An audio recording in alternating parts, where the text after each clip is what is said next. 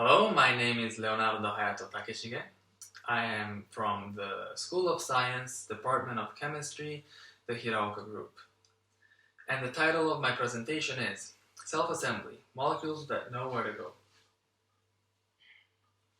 As a child, I used to love Legos, and I would play for hours on end.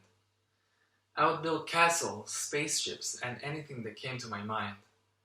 Some of these projects were far too ambitious for an 8-year-old, and I would actually get frustrated and wanted my buildings to be created instantly. Put everything to a box, shake it, and get the final product out with no effort. Obviously, this was not possible, and I would finally resign to building things one step at a time. However, there is a field of chemistry where this is possible, but with building blocks much smaller than Legos molecules. In molecular self-assembly, the simple mixing of the components allows the creation of extremely intricate structures, impossible with any other method. You might not know, but self-assembly is ubiquitous in nature. It allows the duplication of DNA, the formation of proteins, and even the replication of the coronavirus. Scientists have made man-made systems that use self-assembly, and the prospects are mind-blowing. From self-healing materials to autonomous nanorobots, the possibilities are infinite. Unfortunately, self-assembly is not an easy tool to use because predicting the structure that come out of it is very hard. This is mainly caused by the fact that we don't actually know how self-assembly works.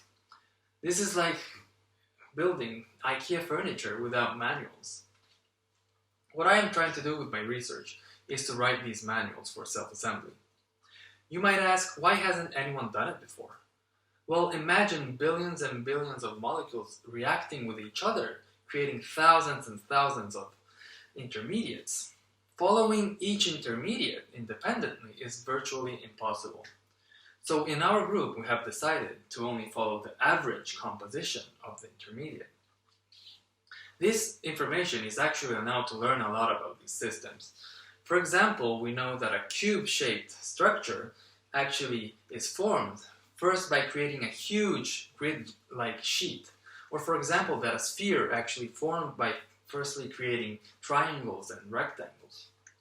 What I am aiming to do with my research is to help fix the systems that don't work and to improve the ones that already do, in order to create the materials, the medicines, and the machines of the future.